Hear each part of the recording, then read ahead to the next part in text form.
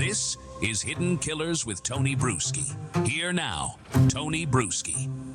Is Bryan Kohberger a failed Ted Bundy or just a wannabe who blew it on his first try? In this segment, we take a hard look at the psychology, the planning, and the outcome of the Moscow murders through the lens of someone who's actually profiled real killers. Retired FBI Special Agent Jennifer Coffindaffer. Because there's been a lot of noise online about how smart Kohberger was or how perfectly planned the crime was, despite the fact that he was caught within weeks, left DNA on a knife sheath, and had a digital and vehicular trail long enough to map in Google Earth. So, what's the truth? Was this someone on the verge of becoming a serial offender who got stopped just in time? Although just in time is relative, considering 4 people are dead. But I guess if you're to look at being a serial offender, there could have been a lot more. Or someone who studied crime academically but couldn't apply it in the real world. Just like Kohberger seemed to try and study people academically, but couldn't quite make being one a thing in the real world. We're going to get into some of those pre-offense behaviors, things like reports of someone watching the victims from the woods, tampering with doors, the uneasy feeling some of the roommates had before the murders. Could that have been Kohberger? Did he escalate from fantasy into action? And was this his first and only attempt, or just the first one that broke? And then there's the trial that never happened. If it had gone to a jury, would the evidence have held up? Was the DNA enough? Would one conspiracy-driven juror have torched the whole case? And let's get into what makes Kohberger a case worth studying or not with Jennifer Coffindaffer. Let's go. Is there a lot to be learned from Bryan Kohberger, I guess is the question, because it does seem he fumbled this thing up pretty well. The killers we're talking about there, Bundy, BTK, you name them, they had reps. They had a track record. They were able to get away with their crimes many, many times over before actually being caught, some for decades. Kohberger screwed up on his first attempt, as far as we know this being his first attempt. And as far as what we're learning more and more of, there were a lot of dropping the balls here. Obviously, horrible, horrible crime. The tragedy of these 4 young lives being lost, that's the shocking, rough, absolutely disturbing part of all this. But at the end of the day, was this a genius killer that is to be that does deserve that sort of attention, or that anything can honestly really be gleaned out of, other than this is a mentally deficient human being that somehow found this to be a great idea and even screwed that up? Well, I think 2 things. First of all, I don't think anything coming out of his mouth could ever be trusted. Mm-hmm. Because the statements made by people like that are so self-serving. Because in the end, he's going to want everybody to still think he's smart and he's an amazing human and blah, blah, blah. Yeah. So that's the difficult part, that even if he does interview, it's on his terms. And, are we really going to believe him? Yeah. But to your other point, is he even worth it? Yeah. I think he is worth it because he planned this forever. Mm-hmm. And did he do any other burglaries? We know he didn't do any other murders, but did he do any burglary type? What all did he do in preparation for this? Ted Bundy was a prolific burglar, peeper, stalker, if you will. I call it surveillance type. Before he ever committed his murders. I agree with you. They did murders, so many more, and for such a long time to be so prolific. But he was really, I think, one in the making. And he's going to be around probably 50 years. He's so young. Yeah, he definitely is. When we're talking about profiling, we're talking about some of the behavior prior to the crime. There's a lot of things that have come out there, but we don't necessarily know if it was him, one, considering we know what actually took place eventually, one would lead one to think possibly it's him, talking about the house itself, the door tampering, the girls feeling uncomfortable, some of them spotting people off in the distance, watching them. Do you think that was Kohberger that was involved in any of those incidents pre the murders taking place? I think it really is possible. I don't know about the door being ajar. It seemed like, we know people were going in and out of that house often, especially on weeknights and things. And, I'll never forget that scene where the house is packed with people and not one person who lived there was there. So it was, party central. So I'm not sure about the door being ajar, but I tell you, that spooky description of somebody watching, them looking over it. For those of you who haven't seen that house, it's got woods around it, a tree line where somebody could easily go. And we need to remember, Kohberger was a runner, not just I think I'm going to go out and recreationally run. He was down to 6-minute miles. And for those of us who run, that is a very healthy clip.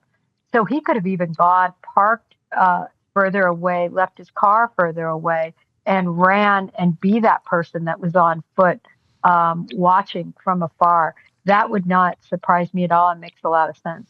Yeah, not at all. It does make you wonder if we're going to hear more reporting or any other folks coming out going, oh, yeah, I remember him running through town, or seeing him in odd places running, where it's like, oh, he's just a runner, maybe? Or is there something else going on here? When we're looking at other aspects of this case, or retrospectively looking at some of this now that obviously we're getting more answers to, what else has stood out to you as some pieces that you wanted answers to that maybe now we have gotten? And are you happy with those answers that have been revealed? Well, I have to tell you, Tony, I'm disappointed. I'm disappointed that we don't know more. I mean, a lot of what's being revealed are, just shows the work they put in, but not necessarily results. Yeah, which is often what happens. For instance, we're getting to see Jack Showalter, who a lot of people thought early on that he, was somehow involved in this crime. And so we're getting to see the steps that law enforcement took, the search warrant that was done to, try to see if he had anything to do with this. Of course, he was exonerated very early on. It was found that he had nothing to do with this crime. And they actually did a list, and he was on it saying, this is not a subject anymore. We've run down those leads. So we're getting to see that. And I think it's important for citizens to see that that's what happens. You start small and then you work out, but you have to very diligently investigate all the inner circle. And they did that, and we're getting to see that. What's irritating, Tony, is watching people say, see, even law enforcement was looking into him. See, he's involved. I mean, you literally, it's like the Twilight Zone. Yeah, people starting like it's 2.5 years ago in November. See, it was Showalter. See, it was Dylan. See, it was Bethany. It is mind-boggling to me. It really is. The stupidity? Yeah, it's shocking. It is. Everybody wants a conspiracy, Tony. Everybody wants a conspiracy. I just saw actually somebody sent it to me because I pretty much stay within my own platform and in my own lane. But, the big thing going around right now is that I'm Papa Roger. That went around a year ago. You are Papa Roger. Yes. Oh, yeah. Yeah, that seems reasonable.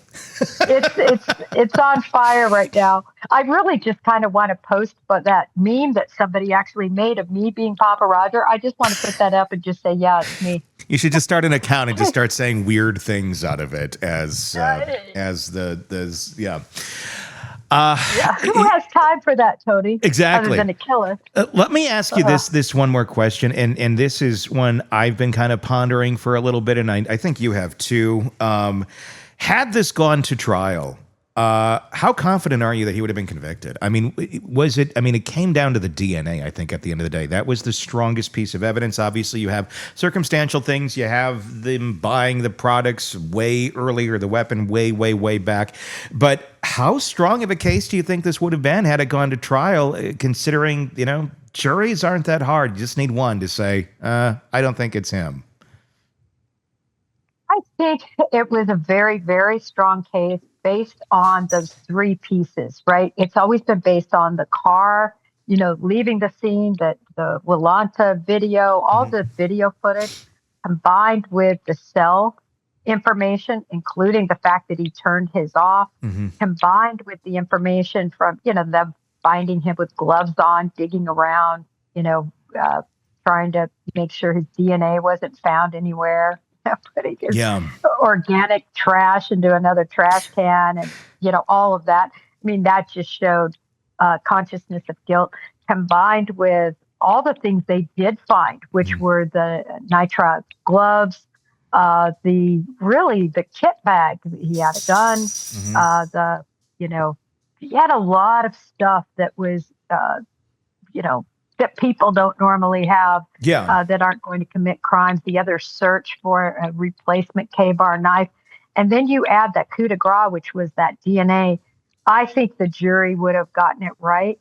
But I tell you, with these crazy sleuths that are always trying to stir up, just nonsense, you just never know if that would have caught fire in some way, and if a juror could have been tainted like what we saw in Karen Reed.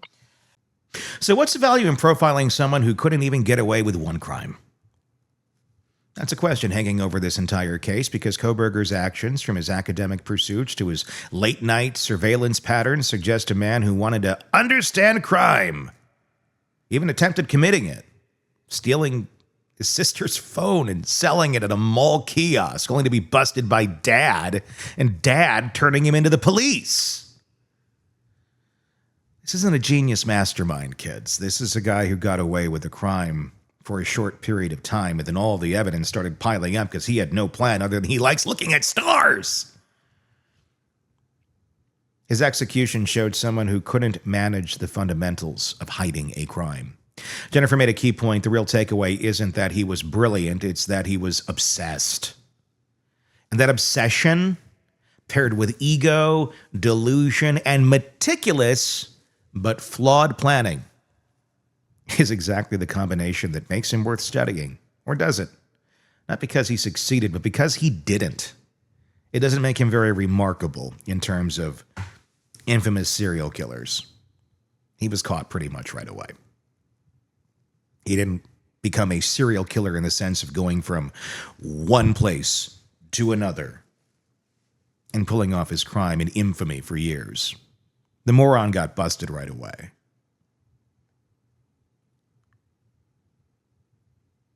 And yet the public's still chasing ghosts. Jack Showalter, the roommates, Papa Roger. 2 years later, people are still trying to solve a case that's already been solved. Jack is innocent. The roommates had absolutely nothing to do with it. And if you think differently, leave this channel. Please. We have no room for you at this inn. We don't have room for minds that are that broken, because if you think that, you're just as broken as he is. Sorry. It's been fun. We're getting a divorce. Although I don't think we were ever together if you thought Kohberger was innocent. But if you still think that, even after all of this, toodles. It's easier to chase conspiracy than to accept the truth. Sometimes the killer is exactly who the evidence points to. If this case had gone to trial, the evidence would have likely held. But in today's world, all it takes, is one juror watching the wrong YouTube rabbit hole to blow everything up.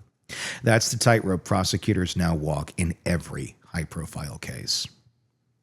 Crazy meeting crazy. In the end, Kohberger didn't get the legacy he probably wanted, but he did leave behind questions, and whether those questions are worth answering, well, that's I guess, up to us. And how many more we want to keep asking. Give me your thoughts in the comments section on our YouTube channel. If you're not already there, search Hidden Killers with Tony Bruschi. If you're there, search Hidden Killers with Tony Bruschi on the podcast platforms. Wherever you get podcasts, you'll find us there. And press subscribe so you don't miss us. You can take us anywhere you go. And there's unique content on each platform, by the way. So if you want everything, hit subscribe on both, please. And like I said, do comment. Let us know what your thoughts are on YouTube. Until next time, my name is Tony Bruschi. We will talk again real soon. Want more on this case and others? Then press subscribe now and don't miss a moment of true crime coverage from Tony Bruschi and the Hidden Killers podcast.